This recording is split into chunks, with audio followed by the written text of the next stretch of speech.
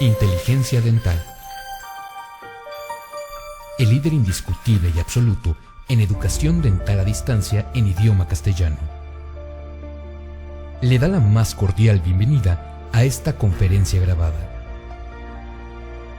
Gracias a nuestros patrocinadores oficiales.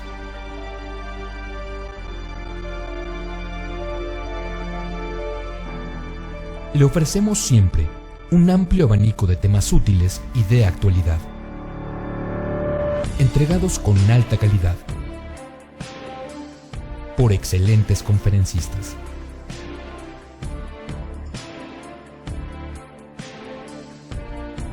Es un placer recibirle en nuestras conferencias Webex en vivo por Internet, con sesión de preguntas y respuestas, o en nuestras conferencias grabadas, disponibles en nuestro canal de YouTube.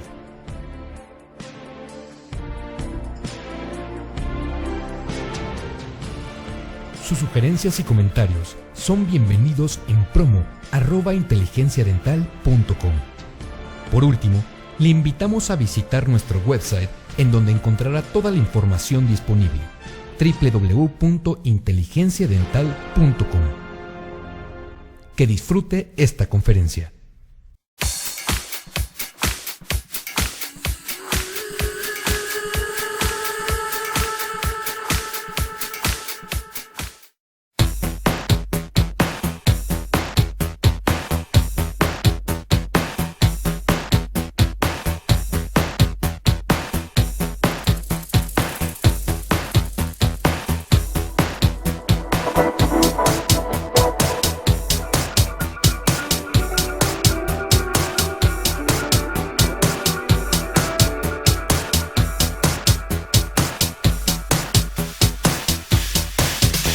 Y buenas noches, es un gusto saludarlos y un placer para mí estar en este foro.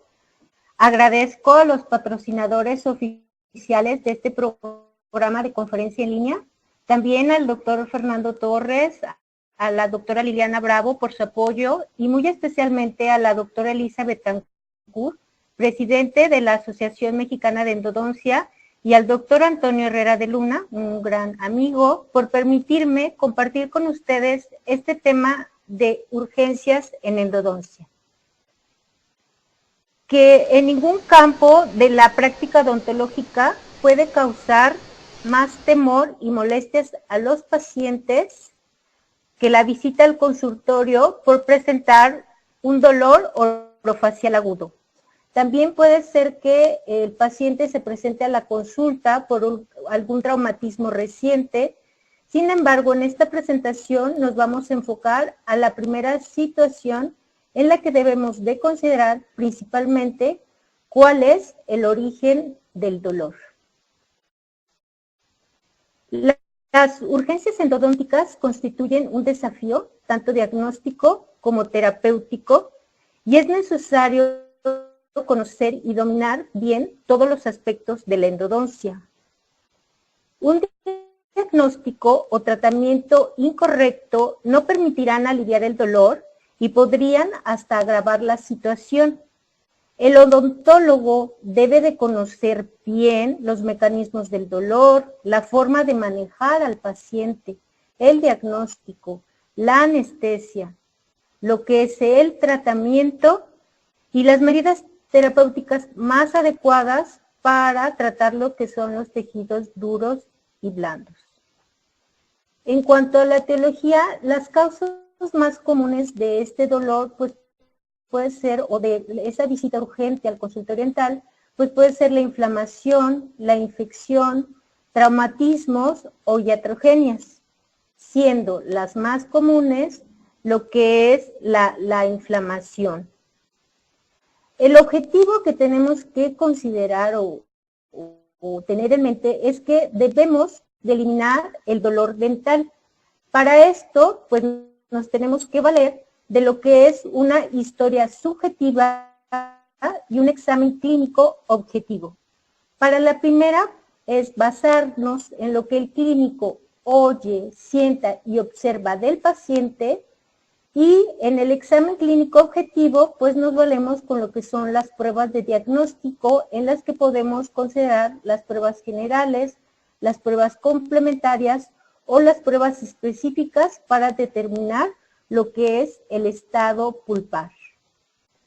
En lo que respecta a la prueba a la percusión, pues es importante realizarla. Con esto solamente podemos identificar, por ejemplo, si hay una periodontitis presente, la cual debemos tener presente que puede ocasionarse ya sea por una pulpa que esté vital o una pulpa no vital. Realizar lo que es la prueba de la palpación, que nos permite pues detectar la sensibilidad en lo que son tejidos blandos. Si existe una tumefacción, pues ver la consistencia y bueno, su extensión. Realizar lo que es la prueba de movilidad para determinar el grado, si es que hay alguna movilidad que puede presentarse ya sea por algún problema periodontal o en el caso, por ejemplo, de un absceso periapical agudo, que asimismo también en esta enfermedad también se puede presentar lo que es una extrusión del diente. Observar bien es muy importante lo que son las radiografías para detallar pues todo lo que es en cuanto a dentro del conducto radicular y en los tejidos y lo que son las regiones adyacentes. Y bueno, las pruebas específicas para determinar el estado pulpar, en la cual pues se considera una de las más importantes o la que se recomienda por ser la más eficiente, porque que es la prueba de sensibilidad al frío, ya que en caso de que el paciente llegue ahí al consultorio pero no presente el dolor, el frío, que lo más adecuado es colocarlo con el dicloro difluorometano o el tetrafluoroetano, nos va a poder determinar primero cuál es el diente que pudiera estar ocasionando la molestia y también determinar, esta prueba nos sirve para poder determinar lo que es el estado de la pulpa. Si estamos ante una situación en la cual el tejido es reversible, es decir, que puede revertir a condiciones normales. Y bueno, está reportado en la literatura un tiempo aproximado de 8 a 10 segundos en la que se va a retirar el dolor después de retirar el estímulo. Esto, bueno, no está completamente, el tiempo pues no es muy preciso, depende de varios factores. Y bueno, cuando es una pulpa vital irreversible, que el paciente igual no está presentando dolor en ese momento y aplicamos el frío, lo que vamos a hacer es que vamos a provocar ese dolor, y si ese dolor al retirar el estímulo dura más de 8 a 10 segundos, lo vamos a considerar como irreversible y entonces tenemos que realizar el tratamiento endodontíco. Asimismo, si el paciente llegara al consultorio, que bueno, es lo que pudiera ocasionar una visita urgente, es que con el frío lo que vamos a hacer es que vamos a quitar el dolor. Y esto es por la vasoconstricción que estamos provocando con el frío, que disminuye la presión que está causada por la inflamación a lo que son las fibras nerviosas, principalmente las fibras A delta. Y bueno, es una prueba que también que nos permite determinar si la pulpa está también necrótica. Y bueno, otra de las pruebas que también se han sugerido para determinar lo que es la vitalidad pulpar, está la oximetría, que es un método no invasivo para determinar el flujo sanguíneo pulpar, el cual está diseñado para medir la concentración de oxígeno en la sangre y la frecuencia del pulso.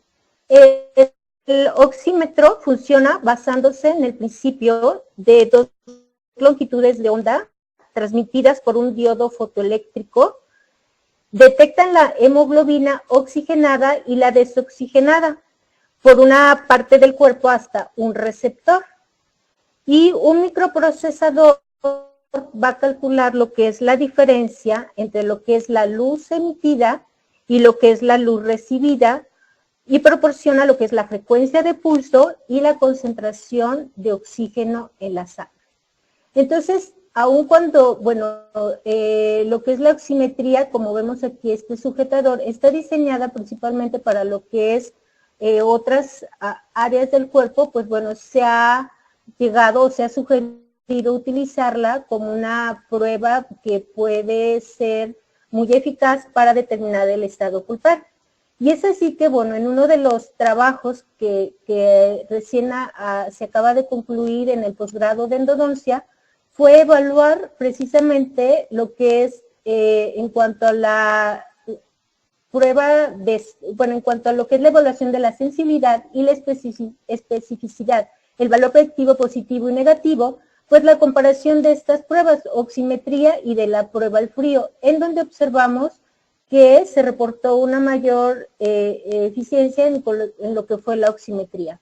Asimismo, en este trabajo se tuvo que diseñar lo que es el sujetador especial para lo que es los dientes, porque bueno, con el sujetador que se utiliza, que viene con el aparato, pues es difícil el poder hacerlo o poder posicionarlo en lo que son los dientes. Entonces también fue otro de los objetivos que se logró cumplir en este trabajo que más adelante esperemos que esté publicado. Y bueno, entonces cuando el paciente se presenta al consultorio, entre lo que es muy importante, sí debemos determinar qué tipo de dolor está presentando el paciente. Si es un dolor provocado, nos indicaría que estamos ante una lesión pulpar inicial. Pero si tenemos un dolor espontáneo, que es de mayor duración, nos indica que ya hay una afección pulpar y que necesitamos realizar un tratamiento endodóntico. Igual, pues indagar en algunos otros datos, por ejemplo, si hubo un dolor nocturno, si hay una afección en lo que es los hábitos, por ejemplo, alimentación. Y bueno, las características de un dolor pulpar es que es agudo, es intermitente, pulsátil. El dolor también muy característico de lo que es una pulpitis es que el dolor no se va a ubicar, no se va a localizar. Y esto debido a que no se están lesionando lo que son las fibras a nivel del ligamento frontal, que son fibras propioceptivas, y las fibras que el diente que está provocando el dolor. Entonces tenemos dos entidades. Podemos considerar una pulpa vital en la cual tenemos que puede no haber una periodontitis o la presencia de la periodontitis.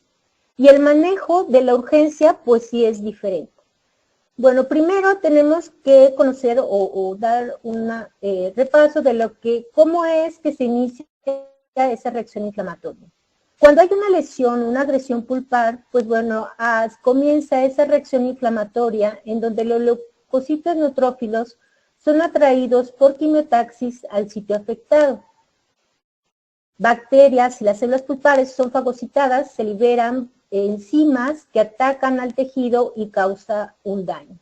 Entonces va a ocurrir lo que es una respuesta vascular. Hay un aumento de lo que es la permeabilidad de los vasos cercanos al sitio de la lesión. Hay una extravasación de lo que es el líquido hacia los espacios de tejido conectivo y se produce lo que es un edema que va a ir alterando o destruyendo lo que es la capa odontoblástica. Esa dilatación pues va a provocar que haya una reducción en la circulación de eritrocitos, se marginan lo que son los leucocitos y a lo largo de las paredes vasculares se produce lo que es un infiltrado de leucocitos y luego predominan linfocitos pequeños, macrófagos y células plasmáticas.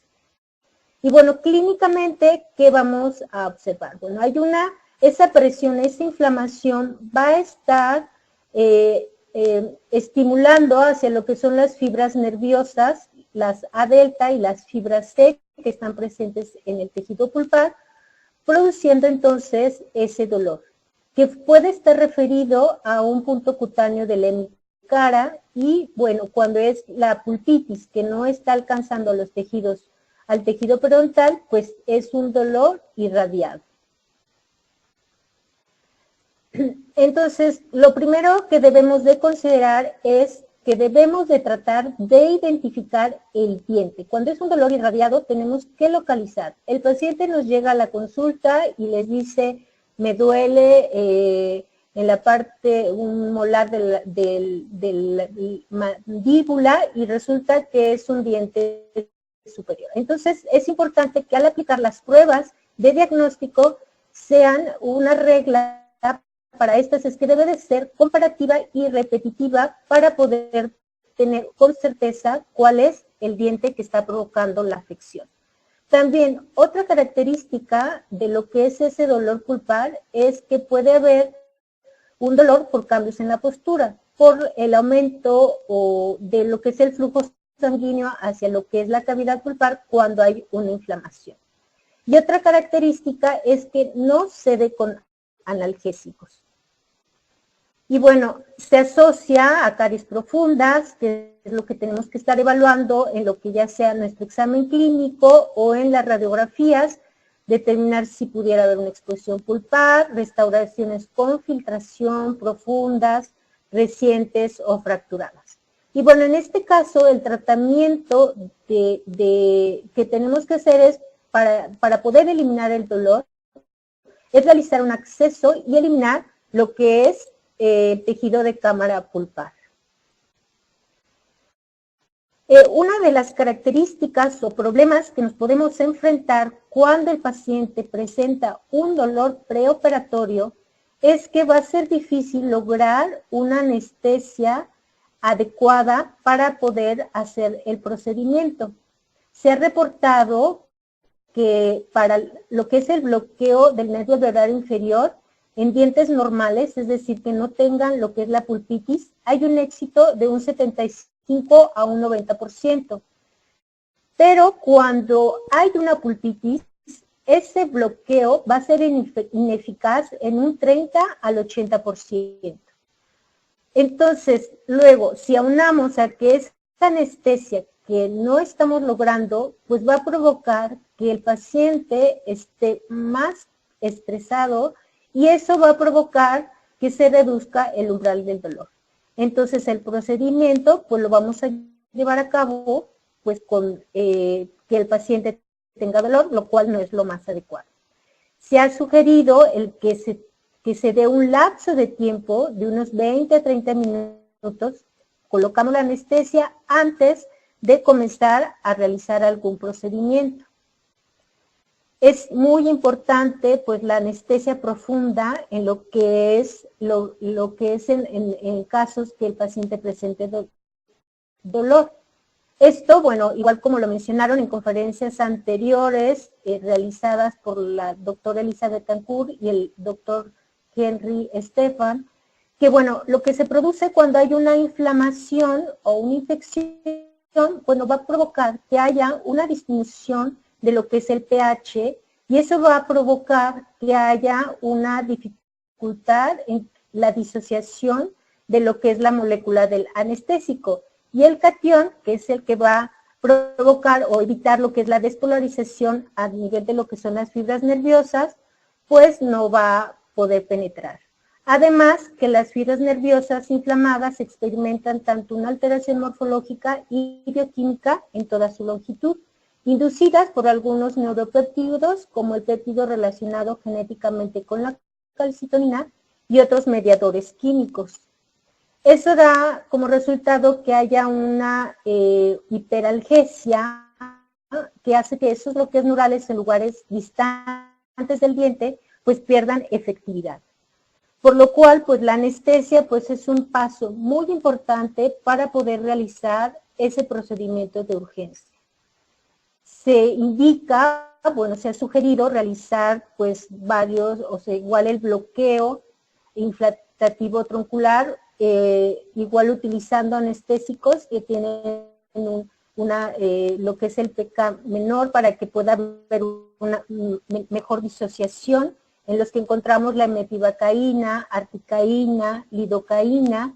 Y bueno, esto también, aparte del bloqueo troncular, pues nos tenemos que reforzar lo que es anestesia, ya sea con una anestesia intralegamentaria, la intrapulpar, la cual también, pues la forma como la coloquemos, que debe ser rápida y con fuerza para poder tener efectividad en esa prueba, digo, en esa anestesia. y lo que es la anestesia intraósea, que también es otra alternativa para poder realizar nuestro procedimiento sin dolor. Entonces, en lo que sería una pulpitis, en la cual no está viendo un dolor a la percusión o no, el paciente no presenta una periodontitis, el procedimiento indicado, ya después de realizar lo que es una anestesia adecuada, el realizar nuestro aislamiento, realizamos lo que es un acceso a la cámara pulpar para retirar o lo que es ese tejido con cucharilla, irrigamos con suero, hacemos una hemostasia, ya sea oprimiendo con lo que es una toronda de algodón, y finalmente colocamos una torundita con lo que es el eugenol como un efecto sedante para después colocar una restauración temporal. Y también pues un ajuste de oclusión y se da una cita para concluir la endodoncia. Esto es, como sabemos, cuando no contamos con el tiempo suficiente para poder realizar una pulpectomía completa, sino este es como que la alternativa o el procedimiento básico para producir un alivio en el paciente. Ahora, cuando hay una pulpa vital irreversible con periodontitis apical aguda, estamos enfrentándonos a síntomas en que hay un dolor a la masticación, a la percusión expositiva, el diente está ligeramente extruido, radiográficamente se puede observar un ligero ensanchamiento del ligamento periodontal. Entonces, bueno, les mencionaba que en el caso de una pulpitis irreversible, en la cual no hay una afección de lo que es el ligamento periodontal, no hay una periodontitis, el tratamiento más indicado es retirar lo que es la pulpa cameral, realizar lo que es un procedimiento de pulpotomía. Esto, bueno, ya con los procedimientos indicados, que es desde una hemostasia y colocar una torundita con eugenol como un efecto sedante, considerando que, bueno, este es porque no contamos con el tiempo suficiente para realizar lo que es la pulpectomía. Y bueno, otra situación que nos enfrentamos, que es cuando es una pulpa vital irreversible, cuando hay ya la periodontitis, la sintomatología que tenemos es que hay sensibilidad a la percusión, el diente está ligeramente extruido y hay ligero ensanchamiento del ligamento periodontal. Y bueno, lo que les mencionaba, que bueno, se debe de realizar en este caso, pues ya eliminar completamente el tejido de los conductos, porque la simple eliminación de lo que es el tejido en cámara no va a aliviar el dolor.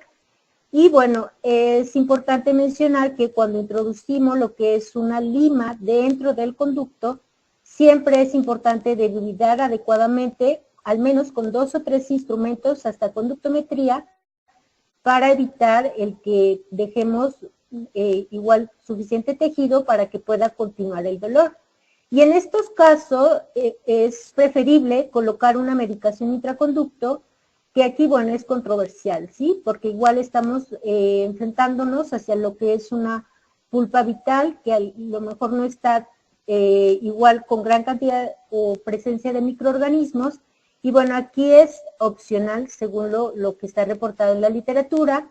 Y bueno, lo que sí es muy importante también, pues hacer un ajuste de oclusión y bueno, posteriormente concluir lo que es el procedimiento endodóntico.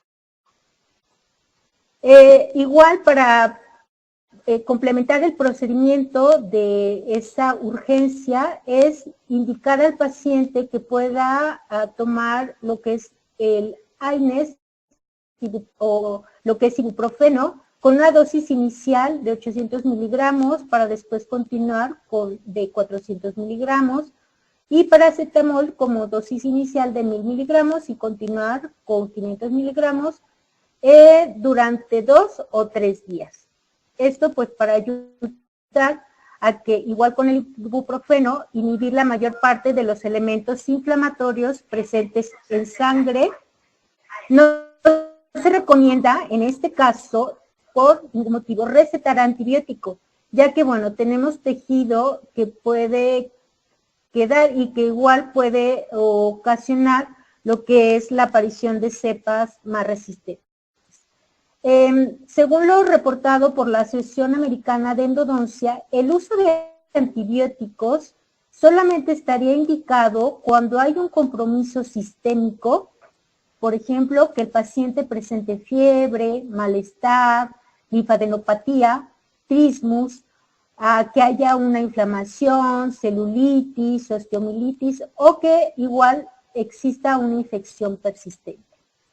No se indica en el caso de una pulpa vital irreversible sintomática, aún en una periodontitis apical aguda, cuando haya, por ejemplo, un diente que esté necrótico y que porque se vea una lesión radiolúcida no se va a tener que indicar, y muchísimo menos en dientes con tracto sinuoso o lo que es con una fístula, que nos indicaría que ya está habiendo una respuesta del organismo para erradicar ese proceso infeccioso o aminorar lo que es la reacción del sistema inmune.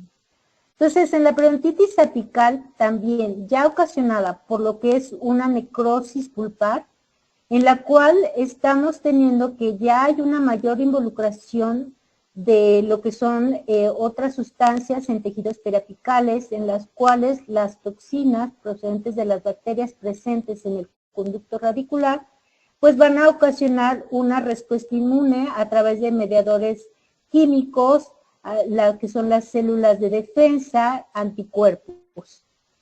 Y bueno, aquí el procedimiento pues sería realizar lo que es una necropulpectomía. Es importante que hagamos un buen diagnóstico para determinar porque el origen de esta periodontitis apical aguda, la cual puede también ser ocasionada por lo que es algún trauma de oclusión. Entonces, para esto nos valemos de lo que son las pruebas de sensibilidad. Si hay una respuesta positiva, indica que hay pulpa vital y por lo tanto hay que nada más realizar un ajuste oclusal. Si no da respuesta, entonces el procedimiento a llevar a cabo es realizar lo que es la limpieza de lo que son los conductos radiculares y como sabemos en el caso de la necropulpectomía, pues al momento de hacer acceso, doble irrigación con hipoclorito de sodio, el realizar una limpieza invertida para poder disminuir lo que es la cantidad de microorganismos o detritus que estén en la porción coronal de lo que es el conducto y llevarlos hacia lo que es el tejido periapical. Después de eso ya es el realizar lo que es la conductometría.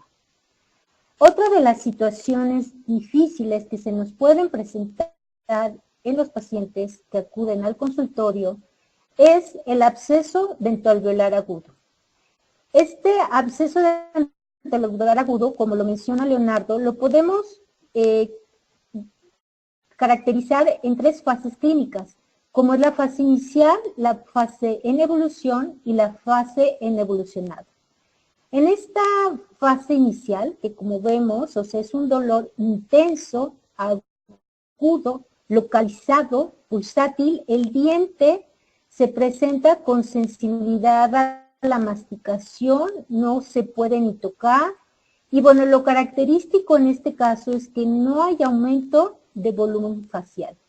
Entonces, aquí el tratamiento pues es tanto local como sistémico. Existen unas fases microscópicas de este absceso dentoalveolar agudo para entender un poco lo que está sucediendo a nivel de lo que son los tejidos y que es importante que lo podamos relacionar con lo que está pasando clínicamente. Lo que es una fase apical, en donde hay un aumento de lo que es exudado purulento, con liberación de mediadores químicos como cininas y prostaglandinas, que originan lo que es ese dolor. La fase ósea, en donde el exudado ocupa espacios medulares intertrabeculares. La fase superióstica, en donde hay una reabsorción focal de la cortical ósea. Ese exudado se infiltra entre periósteo y cortical, que es donde ya estamos viendo lo que es esa inflamación en el paciente. La fase flemonosa, en donde ya aparece el llamado flemón o la celulitis, que se produce porque el periósteo se deteriora con la acción enzimática proteolítica del exudado. y la fase de fistulización que se relacionaría con la fase de evolucionado, en donde ya esa tumefacción presenta un punto de fluctuación y en donde puede haber ya el drenaje. Entonces, bueno, vamos a detallar entonces lo que está pasando en lo que es clínicamente. Y bueno, aquí, como sabemos, pues la anestesia va a ser difícil de lograr por la presencia de esa acidez en el medio. Y bueno, se recomienda en dientes superiores, pues anestesiar dientes adyacentes al diente que presenta esa sintomatología. Y bueno, en el arcadia inferior, pues sí podemos realizar un bloqueo troncular. Entonces, les mencionaba que, bueno, en lo que es el absceso dentogalar agudo, en la fase clínica inicial, existe, bueno, el problema de lo que es la anestesia y, por lo tanto, igual en la parte superior, pues tenemos que anestesiar los dientes adyacentes al que presenta la sintomatología dolorosa y en lo que es en la parte inferior, sí podemos realizar el bloqueo troncular. Les mencionaba que, bueno, aquí es controversial si hacemos lo que es el acceso solamente o realizamos también lo que es una instrumentación irrigando o con hipoclorito de sodio. Esto debido a que, bueno, en ocasiones es muy difícil el poder realizar un buen bloqueo anestésico. El paciente presenta mucho dolor y por lo tanto ni la grapa podemos colocar. Entonces, aun cuando igual en la literatura se reporta que nunca se debe dejar un diente abierto, pues a veces sí es difícil de poderlo llevar a cabo una instrumentación por el dolor que está presentando el paciente, y lo mejor es realizar lo que es solamente el acceso coronal.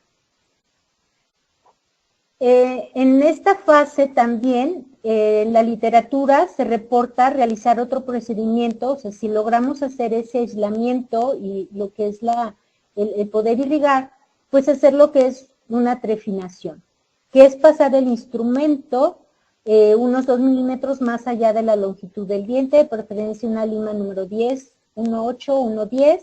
Algunos autores indican ampliar un poco, bueno, en lo que es el conducto hasta una 20-25, y bueno, esto para estimular o dar pie a que haya un drenaje a través del conducto, ¿sí? Aquí, bueno, tenemos que considerar que, bueno, igual haya una lesión a nivel de tejidos periapicales, y bueno, igual si vamos a introducir un instrumento, vamos a también ocasionar pues una alteración pues, mecánica.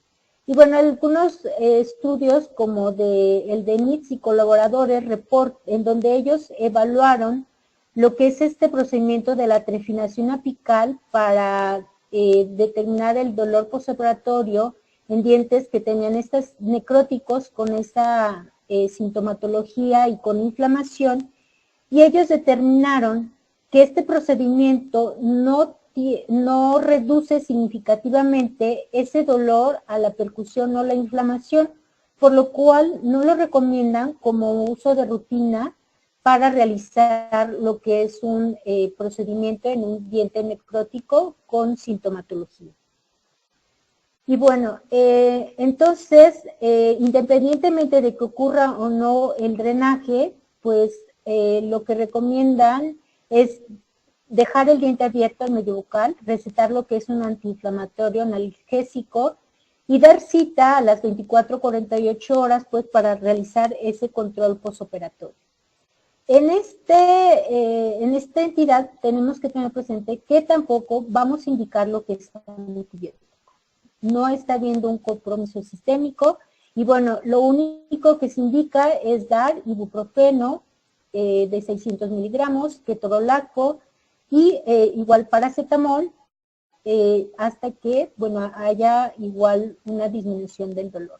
Se sugiere realizar lo que son colutorios de agua tibia con sal. Y bueno, en la segunda fase clínica de lo que es el absceso alveolar agudo, tenemos lo que es que vamos a tener los mismos síntomas que en la fase inicial, o sea, hay dolor, hay una sensibilidad a la percusión, a la masticación, el diente está obstruido, hay movilidad, pero además hay lo que es la inflamación. O sea, hay un aumento de lo que es en la parte de la cara, hay un aumento de volumen facial, y bueno, puede haber un compromiso de fiebre, trismus, cefalea, decaimiento. Es decir, está afectándose lo que es el estado sistémico del paciente. Entonces, en este caso de la celulitis, bueno, tenemos que considerar que puede haber una inflamación diseminada, los síntomas del estado general, y bueno, dependiendo la situación de cómo se encuentre esa tumefacción, vamos a determinar si se puede llevar a cabo el drenaje o no. Lo ideal es realizar, bueno, en este caso, el drenaje por lo que es vía del diente y indicar al paciente lo que son los fomentos y colutorios tibios de agua con sal. En este caso, como está afectado lo que es el estado general del paciente, tenemos que indicar antibiótico. Los más recomendables cuando el paciente no es alérgico a la penicilina es la amoxicilina con ácido clavulánico en la dosis de 875-125 miligramos cada 12 horas. En el caso de que sea alérgico, la opción es la clindamicina con una dosis inicial de 600 miligramos y después de 300 miligramos cada 6 horas durante 5 o 7 días. En ocasiones es necesario reforzar con metronidazol, que nos va a abarcar lo que son microorganismos anaerobios, pues con estas dosis. Y bueno, tenemos que considerar pues todos los microorganismos a los cuales nos vamos a enfrentar en este absceso. Esto, bueno, en base a lo que está reportado en la literatura, con estudios en los cuales se ha aislado muestras de lo que son abscesos de aspirado de abscesos periapicales, en donde encontramos una gran variedad de microorganismos que igual también gracias a los métodos moleculares podemos darnos cuenta de una mayor cantidad de microorganismos involucrados en este tipo de lesión y por lo tanto, pues el manejo que tengamos con ese paciente, pues debe ser el más adecuado posible para evitar una complicación.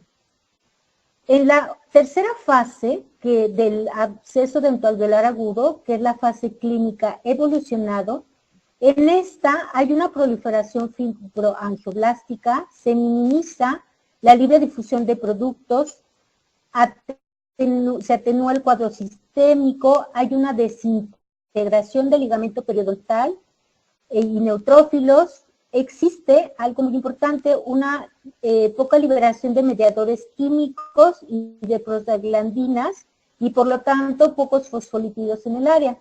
Entonces, en este caso, igual, pues hay poca, ya el dolor disminuye en esta fase, igual también porque ya hay una, igual lo que es esa colección purulenta, pues ya se ha diseminado por los tejidos y también por eso hay una menor presión y también disminuye el dolor.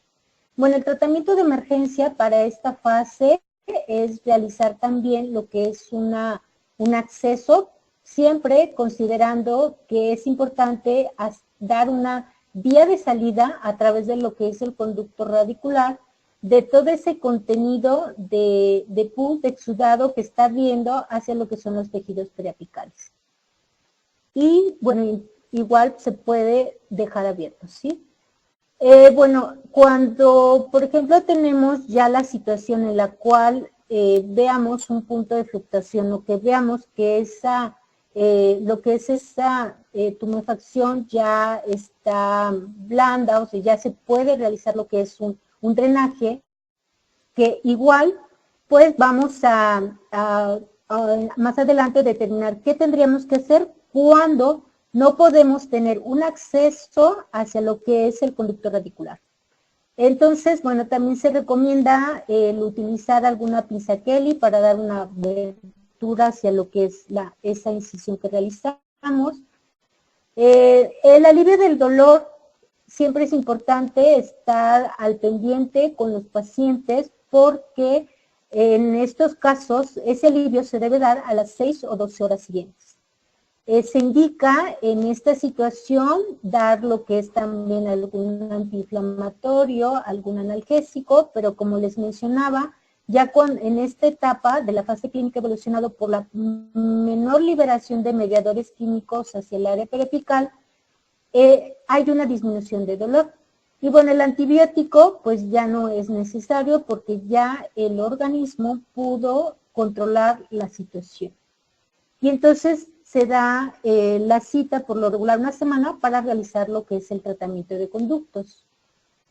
Y bueno, en el caso de que tengamos una dificultad para poder realizar el acceso y establecer una vía de salida de ese contenido purulento a través del conducto radicular, pues podemos, al inicio se recomienda pues dar lo que son antiinflamatorios y antibióticos.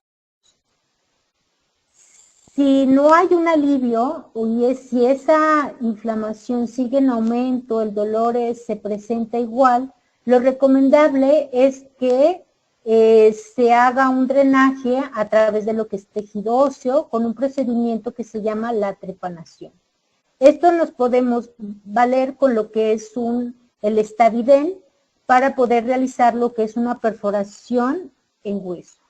Entonces, más o menos la secuencia es, bueno, primero tomar una radiografía para localizar el lugar de la perforación, poder realizar una anestesia regional, realizar lo que es una pequeña incisión de 4 a 5 milímetros próxima a la región periapical, realizar un levantamiento de colgajo con elevador de periósteo, perforar lo que es la cortical. Si la cortical es muy delgada, se puede perforar con el Staviden o incluso con una sonda o una cucharilla con filo. Si no, pues utilizar lo que es una fresa de diamante del número 6-8 y bueno, se va a perforar quirúrgicamente los tejidos mucoperiósticos y el hueso cortical por vestibular lo más cercano hacia lo que es el ápice. Se insertan limas K de la 35 a la 45 para penetrar hacia lo que es el hueso esponjoso. Se limpia con una cucharilla para lograr el drenaje y la mayor parte de las veces pues el drenaje va a ser espontáneo. Sin embargo, bueno, es importante considerar también, se reporta en la literatura, que este pues, procedimiento sí es, pues es un poco más agresivo y también, bueno, no se recomienda, al menos ya en un caso minoritario, que veamos que sí que la situación no la pudimos controlar con lo que son los antibióticos. Y entonces recurrir a este procedimiento. Y bueno, entonces, en lo que es la periodontitis apical aguda, pues podemos tener dos situaciones. En la aguda es cuando tenemos lo que es el absceso apical agudo, que es una, como les mencionaba, ya hay una alteración de tejidos periapicales por una necrosis pulpar y que también podemos tener un absceso fénix. Un absceso fénix es cuando ya está presentándose una necrosis pulpar, pero con una lesión que es visible radiográficamente. Y llega un momento en que se puede agudizar. Esto pues lo podemos relacionar pues con lo que es que hay una alteración en lo que es el número de microorganismos, la virulencia y la resistencia del huésped. Y bueno, se involucran varios factores como es ese aporte de oxígeno, los nutrientes que pueden llevar a cabo a que esos microorganismos puedan proliferar y pues causar esa reacción. También hay varios factores del huésped que están involucrados, como es el estado inmunológico, igual cuando el paciente ha tenido alguna situación de malpasarse o estrés, a veces se puede dar esa agudización e inclusive se ha relacionado con lo que es la genética del paciente. En lo que respecta, pues bueno, tenemos que considerar que entonces la patogénesis de la periodontitis apical se está presentando por lo que es el contenido de microorganismos que están presentes dentro del conducto radicular y que están produciendo una lesión. y el compromiso también, la respuesta que pueda llevar a cabo lo que es el sistema inmune. Sin embargo, no se ha aclarado del todo por qué un paciente puede presentar diferente respuesta ante la misma patología. Es decir, podemos tener un padecimiento agudo o que el organismo lo esté controlando y que sea un padecimiento crónico. A esto, pues, recientemente se han involucrado algunas alteraciones genéticas que pueden llevar a lo que es que repercuta en la evolución o la severidad de lo que es esa periodontitis apical. Existen algunas citocinas involucradas, como es el factor inhibidor de migración de macrófagos, que inicia una respuesta antimicrobiana, ocasiona una respuesta inmune de lo que son las células de defensa, y es una citocina que es una proteína proinflamatoria. Esta citocina se ha reportado en algunos estudios a nivel de lo que es estado sistémico, que por ejemplo algunos polimorfismos de esta citocina, que es una variación genética que pueda presentar lo que es esta citocina, puede estar relacionada con algunos casos, por ejemplo, en este estudio de Lehmann y colaboradores, en las cuales se encontraron que pacientes que presentaban una sepsis severa estaba relacionado con algunos de estos polimorfismos, pudiendo poner en riesgo la vida del paciente. Además, se ha relacionado con algunas alteraciones inflamatorias, como lo que es la artritis reumatoide o la colitis ulcerativa. Y bueno, considerando que lo que es la periodontitis apical, pues es una alteración inflamatoria, y bueno, se surgió una pregunta en lo que es en la maestría en endodoncia, para poder evaluar si algunos de estos polimorfismos pudieran estar relacionados con que el paciente pudiera tener una agudización o no en el caso de una periodontitis apical. Y bueno, se realizaron dos trabajos de tesis realizados por la doctora Andrea Fred Rojas, el doctor Luis Carlos Martínez Garibay, en donde igual ellos evaluaron lo que fue los diferentes polimorfismos que puedes ver de esta citocina, relacionándolos en pacientes, bueno, que tuvieran una periodontitis apical crónica y aguda. Los resultados de este estudio esperemos pronto estén publicados, y bueno, lo que sí les puedo mencionar es que sí se encontró que estos polimorfismos de esta citocina están implicados en lo que es la respuesta aguda ante una periodontitis apical por parte del paciente. Esto es importante mencionar porque si conocemos o si sabemos las situaciones de urgencia a las cuales nos podemos enfrentar en el consultorio, como es un absceso apical agudo, y si no damos el manejo adecuado, podemos tener la involucración de un factor genético que nos puede llevar también hacia lo que son situaciones más graves, por ejemplo la angina de Ludwig. Y bueno, esto es todo por mi parte. Les agradezco su atención a esta conferencia en línea. Les envío un saludo desde San Luis Potosí, una bella ciudad que se caracteriza pues por diferentes zonas, como la zona central, donde tenemos lo llamativo aquí en San Luis Potosí, lo que es el centro histórico, regiones muy hermosas, que es un atractivo cultural, como la Huasteca Potosina, y bueno, también una región muy diferente, como el Altiplano Potosino. Entonces, si tienen alguna pregunta, con gusto les respondo. Muchas gracias.